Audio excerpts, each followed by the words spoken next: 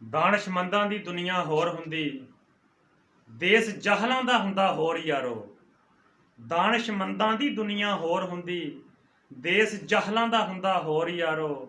ਦਾਨਿਸ਼ਮੰਦ ਤੇ ਗੱਲ ਨੂੰ ਪਾ ਲੈਂਦੇ, ਜਹਲ ਪਾਉਂਦੇ ਰਹਿੰਦੇ ਸ਼ੋਰ ਯਾਰੋ। ਦਾਨਿਸ਼ਮੰਦ ਤੇ ਕੱਢ ਨਿਚੋੜ ਲੈਂਦੇ, ਦਾਨਿਸ਼ਮੰਦ ਤੇ ਕੱਢ ਨਿਚੋੜ ਲੈਂਦੇ, ਜਹਲ ਐਵੇਂ ਕਰਦੇ ਸ਼ੋਰ ਯਾਰੋ। ਹਜ਼ਰਤ ਗ੍ਰਾਮੀ, ਮੱਖਣ ਜੱਟ ਪੰਜਾਬੀ ਚੈਨਲ ਵੱਲੋਂ ਮੱਖਣ ਜੱਟ ਹਾਜ਼ਰ ਆ। ਅੱਜ ਮੈਂ ਤੁਹਾਡੇ ਨਾਲ ਇੱਕ ਬਾਦਸ਼ਾਹ ਦਾ ਵਾਕਿਆ ਡਿਸਕਸ ਕਰਨਾ ਚਾਹ ਰਿਹਾ ਹਾਂ। ਅਗਰ ਬਾਤ ਅੱਛੀ ਲੱਗੇ, ਵਿੱਚ ਸਬਕ ਵੀ ਹੋਵੇ, ਤੇ ਚੈਨਲ ਨੂੰ ਸਬਸਕ੍ਰਾਈਬ ਜ਼ਰੂਰ ਕਰਿਆ ਜੇ, ਲਾਈਕ ਜ਼ਰੂਰ ਕਰਿਆ ਜੇ। ਕਿਉਂਕਿ ਅਗਰ ਤੁਸੀਂ ਲਾਈਕ ਕਰੋਗੇ, ਸਬਸਕ੍ਰਾਈਬ ਕਰੋਗੇ, ਫਿਰ ਤੁਹਾਨੂੰ ਮਜ਼ੀਦ ਇੱਦਾਂ ਦੀਆਂ ਅੱਛੀਆਂ ਗੱਲਾਂ, ਅੱਛੇ ਵਾਕਿਆਤ, ਅੱਛੀ ਕਹਾਣੀਆਂ ਸੁਣਨ ਵਾਸਤੇ ਮਿਲਣਗੀਆਂ। ਅੱਛੀ ਪੰਜਾਬੀ ਸ਼ਾਇਰੀ ਵੀ ਮਿਲੇਗੀ। तो जनाब, बादशाह का दरबार लगा होया सी।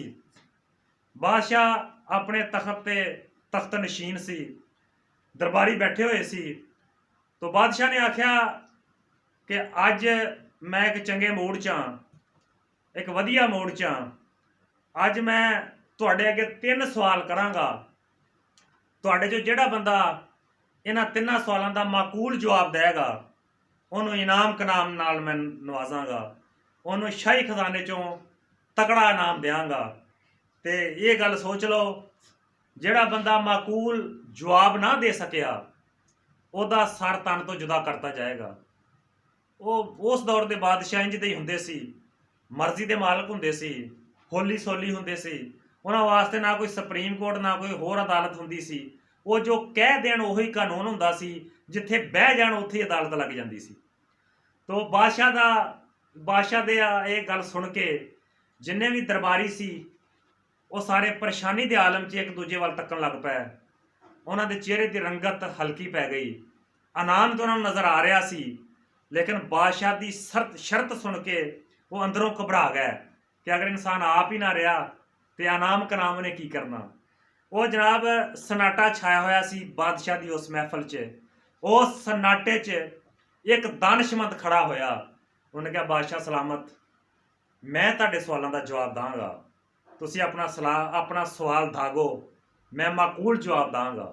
तो बादशाह बड़ा खुश होया। बादशाह ने कहा, जी मेरा पहला सवाल यह आ कि तू ये दस कि मेरी ये हथेली ते बाल क्यों नहीं, मेरी इस हथेली ते बाल क्यों नहीं, जो कि दूए जिसम ते बाल आ।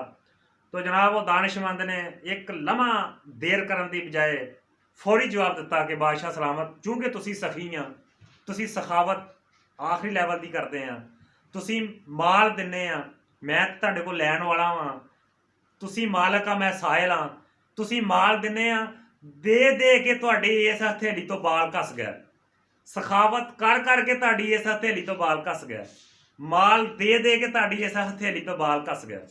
बादशाह बड़ा ही खुश होया। बादशाह ने आख्या, तेरा जवाब ठीक आ, 100 नंबर आ तेरे। ते मेरा हुण दूसरा सवाल यह आ कि चल मेरी तली तो ते माल दे के बाल घस गए, तू ये दस तेरी हथेली ते बाल क्यों नहीं हैगे। तो दानिशमंद ने फिर देर नहीं की, फिर उस सोचां दे समुंदर च गर्क नहीं होया। उन्हें फौरी फिर जवाब दिता।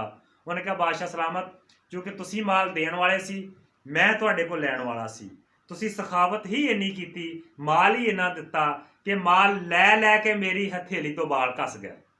बादशाह सलामत अगे तो भी ज़्यादा खुश होया। आख्या, तेरा दूसरा जवाब भी ठीक आ।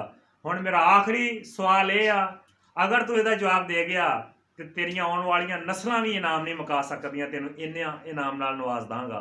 उन्हें कहा, मेरा तीसरा सवाल यह आ कि आ जिहड़े बाकी दरबारी बैठे आ, मेरी हथेली तो बाल तो तां घस गए कि मैं माल दे इन्ना दिता कि बाल घस गए, तेरे तली ते हथेली ते बाल तां घस गया कि तू माल मेरे को लैंदा रहा तां घस गया, इन्हां दरबारियां दियां हथेलियां दे बाल क्यों नहीं हैगे, इहदा जवाब की आ। तो दानिशमंद ज़रा परेशानी होया। उन्हें कहा, बादशाह सलामत, ये भी मैं दसदा कि इन्हां दी हथेलियां दे बाल क्यों नहीं, क्योंकि तुसी माल दिंदे सी, मैं लैंदा सी, ये दरबारी सी, ये भी महल च मौजूद रहिंदे सन, ये वेखदे रहिंदे सी, इन्हां दा अफसोस करके तलियां मल के इन्हां दे बाल घस गए, क्योंकि ये अफसोस नाल तलियां मलदे रहिंदे सी कि सानू क्यों नहीं कोई शै लभी, इन्हां दी हथेली तो बाल ਤਾਂ ਘਸ ਗਏ। ਬਾਦਸ਼ਾਹ ਬੜਾ ਖੁਸ਼ ਹੋਇਆ। ਉਹਨੇ ਜਨਾਬ ਬੜੇ ਇਨਾਮ ਕਨਾਮ ਨਾਲ ਉਸ ਦਾਨਸ਼ਵਰ ਨੂੰ, ਉਸ ਦਾਨਸ਼ਮੰਦ ਨੂੰ ਨਵਾਜ਼ਿਆ ਤੇ ਉਹ ਮਾਲਾ ਮਾਲ ਹੋ ਗਿਆ। ਜਿਹੜੇ ਦਰਬਾਰੀ ਸੀ ਉਹ ਵੇਖਦੇ ਰਹਿ ਗਏ ਕਿ ਇਹ ਬੰਦੇ ਨੇ ਅਕਲ ਕੀਤੀ, ਸੋਚ ਕੀਤੀ, ਹਿੰਮਤ ਕੀਤੀ, ਬਾਦਸ਼ਾਹ ਕੋਲੋਂ ਬਹੁਤ ਸਾਰੇ ਇਨਾਮ ਲੈ ਗਿਆ।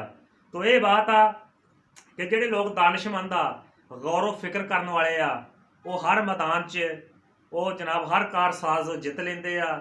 ਉਹ ਵਧੀਆ ਵਧੀਆ ਸੋਚ ਦੇ ਮਾਲਕ ਹੁੰਦੇ ਆ, ਆਪਣੇ ਦਿਮਾਗ ਤੋਂ ਕੰਮ ਲੈਂਦੇ ਆ ਤੇ ਹਰ ਮੁਕਾਮ ਤੇ, ਹਰ ਮੈਦਾਨ ਤੇ, ਹਰ ਮੋੜ ਤੇ ਹੌਸਲਾ ਕਰਕੇ ਉਹ ਆਪਣੀ ਦਾਨਸ਼ਮੰਦੀ ਦੀ ਵਜ੍ਹਾ ਤੋਂ ਉਹ ਇਨਾਮ ਵੀ ਜਿੱਤ ਲੈਂਦੇ ਆ ਤੇ ਜਨਾਬ ਉਹ ਬਿਹਤਰ ਜ਼ਿੰਦਗੀ ਵੱਲ ਵੀ ਚਲੇ ਜਾਂਦੇ ਆ।